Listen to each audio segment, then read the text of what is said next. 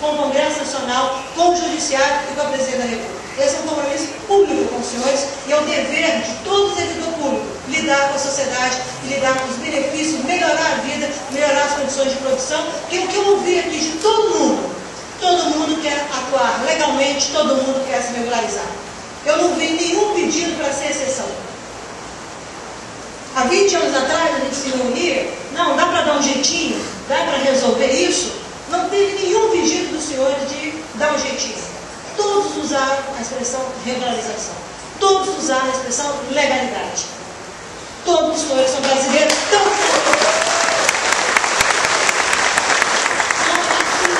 é importante ressaltar isso que foi colocado aqui para os senhores. Tá? E meu compromisso não é só é voltar. Voltar para que a gente possa avaliar conjuntamente o que está andando e o que não está andando. Porque nem tudo acontece com base na velocidade dos nossos desejos. Mas o nosso compromisso tem que ser único, verdadeiro e transparente. De tal maneira que, como amigos e companheiros, possamos estar juntos, trabalhando para melhorar esse Brasil e para melhorar a conservação do meio ambiente desse país e melhorar a economia desse país. Não tem sentido o país que tem a maior extensão florestal tropical do planeta ter 4% da participação do PIB de produtos florestais no mundo. Nós podemos dobrar isso facilmente, desde que a gente tenha compromissos reais sobre a questão da economia florestal e a produção sustentável. E os senhores são parte desse processo. Não adianta ficar sozinho lá no Dr. Rúmio, o Serviço Florestal Brasileiro, formulando e formulando, sem que haja um compromisso na base. E o Brasil tem condições de crescer economicamente, socialmente e ambientalmente, fazendo uso sustentável das suas florestas. E não arrasando a base jurídica legal que dá condições de você avançar com a conservação e a produção florestal desse país. Então, se vamos falar de produção sustentável, de economia, de inclusão política, de inclusão social, as leis devem dar essa segurança a todos que estão envolvidos na cadeia produtiva. E não dar insegurança jurídica ou prometer coisas para o futuro. Isso não tem sentido, senhor. Essa época do Brasil já acabou. Porque vocês estão sentados aqui me dizendo que já acabou. Cada um de vocês. Cada um de vocês. Nós queremos a lei clara. E aí eu vou daqui a pouco falar de boas notícias. Ok? Mas eu ouvi aqui algumas situações que me chamaram a atenção e eu gostaria de comentar rapidamente e vou, se os senhores me permitirem, tentar citar todo mundo. Vou tentar citar, mas por causa do tempo e também da fome, eu já comi uma banana que estava deliciosa, a gente poder falar um pouco sobre como é que nós estamos vendo as colocações dos senhores.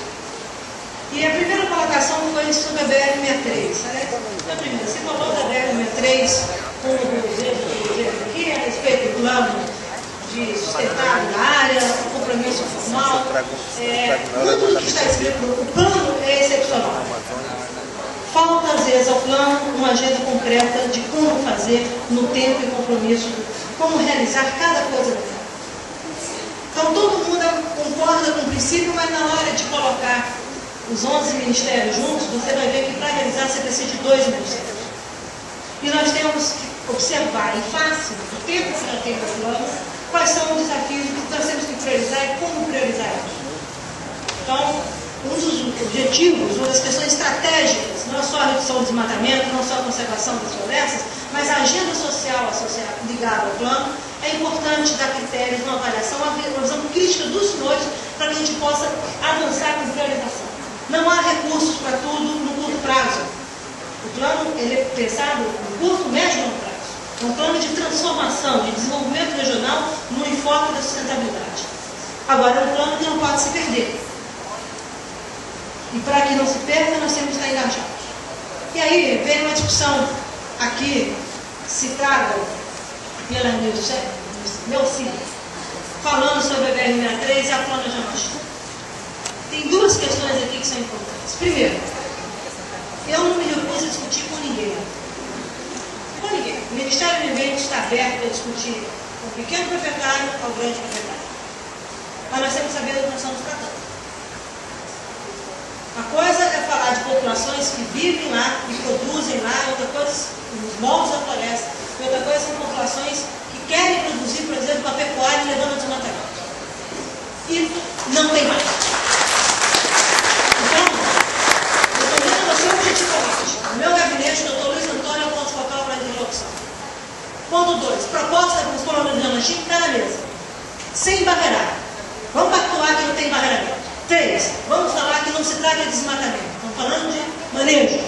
4. Vamos sentar com as instituições responsáveis, porque não nos interessa excluir ninguém, mas também acho que não deve interessar ninguém excluir a floresta e a unidade de conservação. Nós temos que achar o caminho de trabalharmos juntos sem oba-oba político. Tá? E falar da agricultura familiar e do pequeno, também falar do grande. E eu vou falar do pequeno e da agricultura familiar. Mas o grande também tem que ter soluções. E não misturar um com o outro, tomando carona e camuflando as situações. Isso eu não aceito. Eu coloco meu assessor direto de gabinete, e ele vai coordenar com o Instituto de Fomento, Serviço Florestal, com o IBAM e com os movimentos a discussão sobre a planejamento. E aí, então, objetivamente, sem ilusões, sem troca de palavra, se tiver gente lá com propriedade acima de 2.500 hectares, não é pequena propriedade. Tá? A discussão não é essa, e a Constituição não fala sobre isso. Então, nós vamos discutir de outra maneira. Agora, com objetividade, sem prejudicar e sem somar a família. Porque não adianta me colocar marido, sogro, filho e dizer que aquilo está partilhado, não. Não é assim que se funciona com transparência. É assim que eu quero com transparência está funcionando. Na hora que der para resolver, vou tomar um show. Na hora que não der para resolver, também vou tomar um show. Que é na alegria e na tristeza. Mas juntos para defender a floresta. Então, está definido o ponto focal, não tem que demorar mais nada. O que tiver que publicar, publica, tá? E chama para o debate. E se não funcionar, chama de novo para o debate. E aí o presidente Chico Mendes me diz sobre o manejo comunitário, que tem uma instrução normativa que entrou hoje na internet para consulta.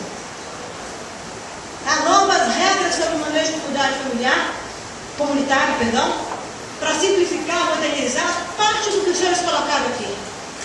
Vejam, analisem, discutam, peguem a Adriana Ramos, virem de cabeça para baixo. Não, Adriana, proposta. Junta com o Mauro Filho, pega a Edna, que fica gargalhando ali. Se não for bom, traz para discutir novamente, até ficar bom. Eu só assino em junho se tiver bom. E tá para dar bom, tem que dar bom para mim e para vocês. Então, conta com o Romulo e sua equipe para trabalhar. Com vocês.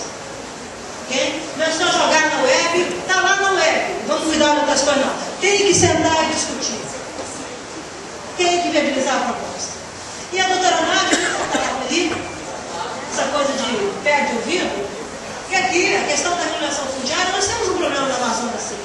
Uma parte é a União, outra parte é o Estado. Tem um problema das florestas de várzea. Cadê a estratégia para regularizar a várzea? Tem iniciativas pontuais. É de fato uma realidade dessa região, basta pegar um avião e ver. E os senhores já têm um senador da terra que está lá para defender os senhores. E que é meu amigo, que está lá no Ministério do Meio Ambiente defendendo os senhores do Código Florestal e defendendo essa região. Traga uma proposta.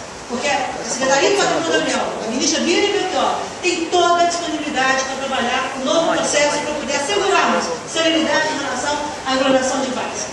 Ou não? Uma coisa na terra firme, outra coisa na várzea. E aí, quando vai para a terra firme, vamos entrar em terras predominantemente do Estado. O INCRA tem feito um grande esforço. Precisa melhorar? Precisa. Falta perna, gente. Nós não temos todas as pernas que o Estado precisa para atender na velocidade que nós queremos atender. Mas o Estado do Amazonas